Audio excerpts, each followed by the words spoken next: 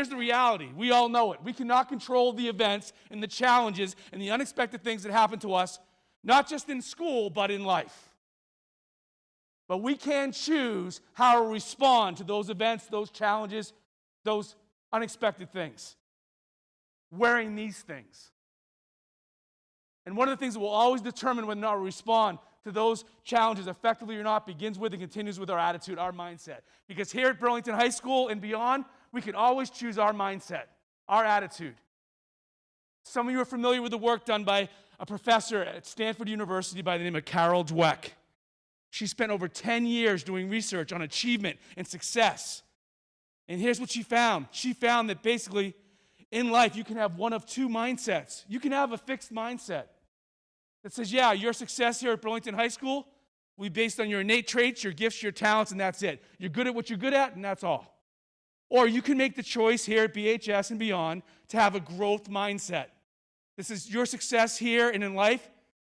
Part of it will be based on your innate traits, your gifts, and your talents, but a huge part of your success and your achievement will be based on your resilience, your determination, your grit, your ability to make the choice to get up one more time than when you fall. You are a part of a generation that will redefine what it means to be resilient, to be determined, to persevere, to overcome. It's starting right here, right now.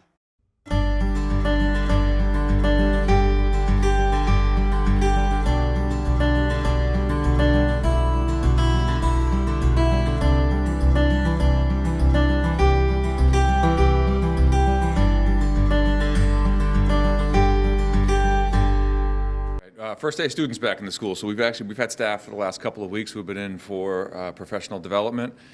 First day back with kids, it's a little surreal. March 12th we closed, so we haven't had students in this building formally since last spring, so it felt a little awkward. But it was nice to have kids back in the building and starting to see students re-entering. I mean, that's obviously what we're all about here, so it was nice to see us opening back up and accepting kids back into the building. It's been great seeing everyone back in school. We're all learning to smile with our eyes because we all have our masks on, but we've definitely seen big smiles with our eyes as students are arriving. They feel great coming back, seeing their teachers.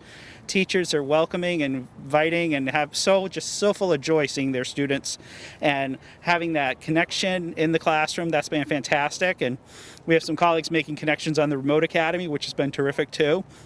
So in both those areas, it's been wonderful to be back in a schedule, back in semblance of normalcy. And the students are adapting well, and parents have been so supportive as well too, and helping us and working as a team. So it's been a great effort amongst all of us to get back in this building. Great feeling. It's been, it's certainly been an interesting process. So it's from now, since March, it's been a long road, but we all are really, really happy to be here.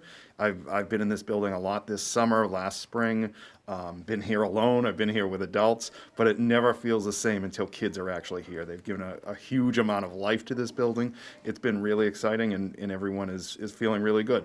It went well. I mean, it's nice. It's been 6 months since I've seen students in person, so it was a nice change. Even though it felt a little different, it was still nice to have some sense of normalcy and have them back in the classroom. It's awesome. It's great to have the kids back in the building. Unfortunately, it's not the way it used to be, but it's just so great to see the kids. They were a little flat this morning, understandably so. I'm sure there's a host of emotions going on for all of them, but it's always great to have kids in the building. That's why we got into this business, for the kids. It was great to have kids back today.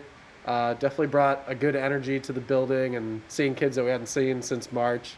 It was definitely different having kids online, seeing them on a screen, and an interesting dynamic between the kids at home and the kids here, but I think we're doing our best to try and get everybody together virtually and build community. And it was nice to have everybody communicating again and just a different feel being back from summer. I think it's obvious it's a very different school year. Or just looking at me, the masks are something that's different. Making sure that I always make sure everyone is safe, but now we're adding an extra layer of safety, making sure everyone's socially distant, making sure everyone is wearing their masks, making sure that people are limiting travel throughout the building, and staying healthy and staying safe. So some of the things we do is we've had signage.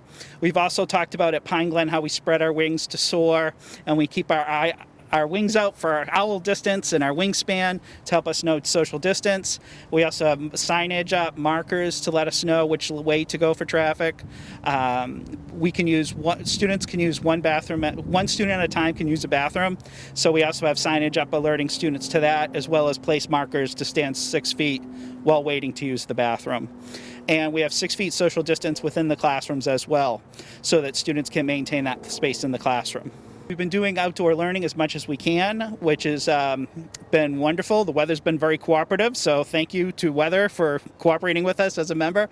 But what we've seen is we're using tents when we can. We're also having a lot of our specialists, our art, music, and gym, when they can be outside, certainly being outside. Well, I think a lot of things are going to be different this year. For example, our freshman orientation today, we only have half the grade.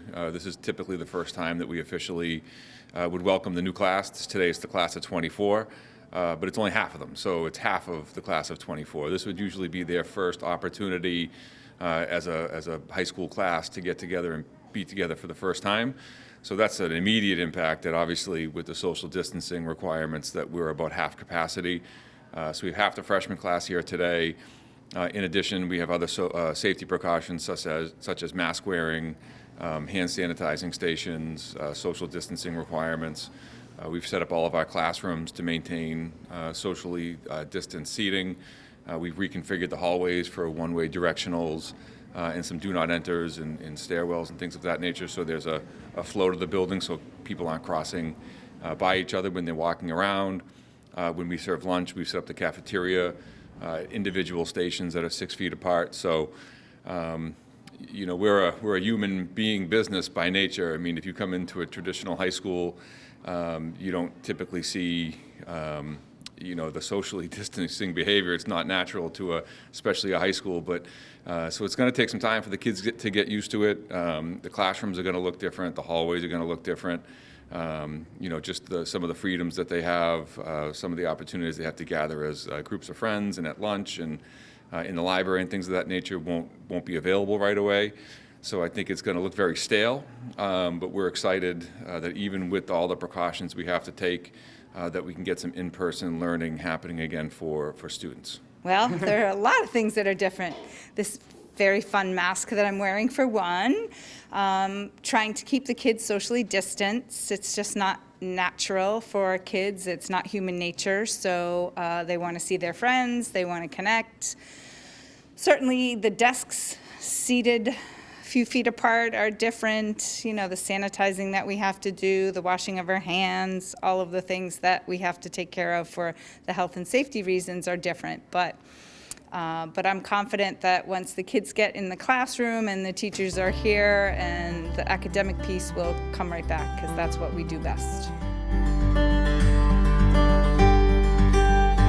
I've stressed to parents and to students that we will only be as successful as people adhere to the safety precautions and protocols that we've put into place. So if kids refuse to wear masks, or if we're not socially distancing, if people aren't frequently washing their hands, it's going to be problematic for us. So we've put as many precautions and protocols into place that we feel, if followed, will keep people safe. But it's really incumbent upon all of us to do our part in protecting ourselves and others when we're here in the building. But teachers are ready to teach. We have an excellent staff here at the high school. They're experts in their curriculum fields. They spent the last couple of weeks preparing for this new kind of hybrid remote model. It's a steep learning curve for teachers. They're under a tremendous amount of stress planning for kids that are in the class and kids that are at home, optionally remote kids. There's a variety of variables and different things that are going into this. So they're as ready as they can be, and they're ready to teach, and we have to just do the best we can with the protocols. But I trust that we have a good group of student citizens here that will do that. We're as ready as we're going to be. Things are changing all the time. Patience, flexibility, and forgiveness. The words of the year, if we will, with resilience following right along as well. But absolutely, our staff is amazing, and they will do whatever it takes to, help these kids learn and to feel comfortable and to be back at school. We have all of the cleaning materials, hand sanitizers, paper towels. We're going to do our best, and actually it's up to the kids to help us with this, to stay socially distant as they're passing through in the hallways. But each classroom teacher has everything that they need, including extra masks and sanitizer and spray cleaner, etc., to make sure that we keep this as safe an environment as absolutely possible. I think things are working out pretty good. I think there's some kinks to get worked out, and with any first day, there's always freshmen that don't know where they're going, and people are excited to see each other again. So you have those usual things, and there's definitely different things that kids and teachers need to learn, whether it's how to get around the building or when you need to log on and what to do. So overall, I think it went pretty well, and we're only going to get better from here as we learn and students learn how to use the technology to the best advantage to learn. We've had excellent compliance with it, with all of the kids. I think some teachers were a bit apprehensive about what if students don't keep their masks on. How do we respond? Everyone has been really great. Great with hand washing, great with hand sanitizing, great with wearing their masks. We have had no issues, so that has been awesome.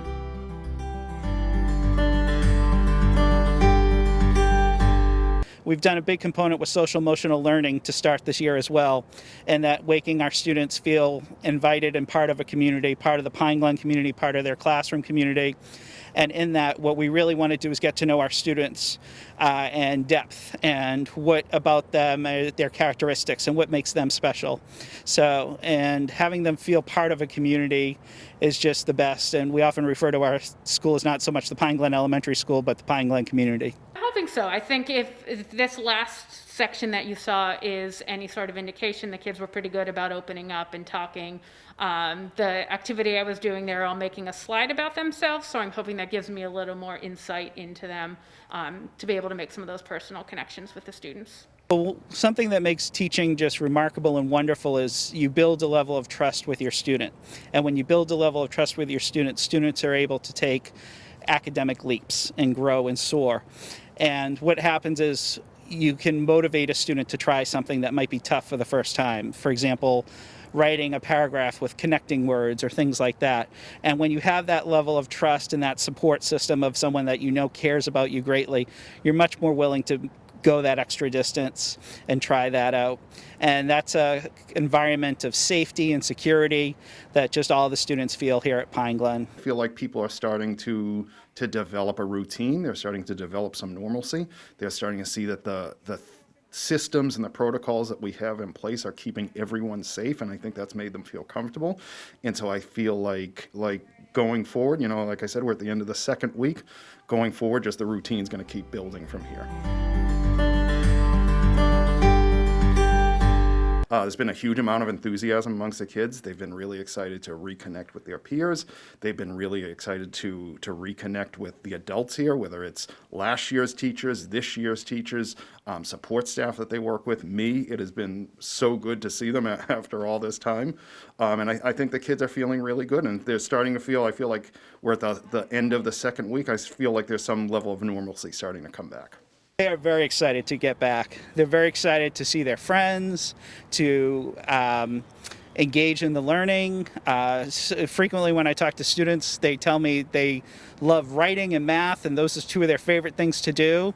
In fact, some of the students have told me they actually like going in the different doors rather than one door. And they said it's a much better start to the day, and that was it was a COVID-related move for contact tracing, and also to make sure we're not bottlenecking and keeping social distance. But students have said it worked out well, and they really like it as a means to start their day as well. Some people called it crisis management in the spring. We obviously had to pivot pretty quickly and put together a plan on the fly to accommodate for educating kids that were at home full time. And that was a really steep learning curve with technology and resources and planning, you know, who was equipped at home, just from a safety standpoint, were people ready to do that? I think that the spring will not look like the fall. I think we're much better, much more prepared and in a much better place in terms of our schedule and expectations for kids. We have more accountability in terms of grades and attendance, so I think that the fall will have a much different flavor and feeling than the spring did. Our colleagues that are teaching in the remote academy are working incredibly hard. It's one of those things when you're planning for the parameters of you're in a building. When you're planning remotely, what makes it challenging is you're relying on technology, and you have to do that planning through a vehicle of a tool with the technology component. And that's making sure the camera's in the correct spot, connecting, looking at multiple students on a screen at one time. It's a definite different skill set, and I can tell you that friends of mine and teachers that teach at Pine Glen that are teaching remotely, it's a tremendous amount of planning on their part late into the evening. And we've just seen dedication throughout this from all our teachers at Pine Glen and our teachers in the remote academy, just going above and beyond. And that comes from talking to me during the summers and the weekends about planning for arrival and dismissal and how we're going to execute that, practicing it. So it's been a tremendous amount of organization and planning beforehand, and I just can't thank the parents, teachers, and students enough for working with us as a team so that we can have a good flow and a great start to the school year. You know, what we're really focused on here in the first few weeks is getting to know the students, getting the materials in hand that they're going to need to be successful. What we're doing kind of from a long-term approach is really figuring out the best ways to deliver this, you know, our ELA and our math, science, social studies content remotely. There's a lot of different kind of problems, hiccups that come up when you just try to translate something from one to the other. So we're really working on developing new models that work with the technology we have. You know, let's make no mistake, the devices that we have as a district have been primarily designed for in-person learning and to help, you know, facilitate in-person learning. But we're spending time right now figuring out the best way to do that and what our limitations are and what are the best models moving forward to prevent, to have the fewest amount of hiccups and the most amount of learning. Today seemed to go pretty smoothly. There were a few hiccups, but I think we'll figure it out. I'm actually teaching 4 out of my 5 classes are hybrid, and then the class that you just saw is completely remote. So it's my one section that I will not see in person. So I am seeing them all 3 days remotely. It's definitely a mix of emotions. Certainly concerned for health and safety, but excited to be back academically. We kind of have an all hands on deck attitude where, you know, as a staff, we're all willing to help each other and to figure out the answers to the questions, because sometimes the questions are brand new. How do we do this or how do we do that? And we've never done it before, so we're working on the fly, but we all have great attitudes and we're doing the best we can. So, I fully, as a parent myself, I fully understand and fully can sympathize with being torn on whether to send your child to school or not send your child to school, being worried about safety. But it has been great for the students, great for our staff to have the kids here, to be able to reconnect, to be able to rebuild a community. It has been amazing to be a part of, and it's been a really, it's been certainly a roller coaster. You know, there's been many highs and many lows, but being here is certainly as high as we can get. And there's one thing that I know, that during these challenging times, by looking out for one another and taking care of one another, we can make this year be a great year. And all the things that we're dealing with right now, it really comes down to our attitude and our mindset.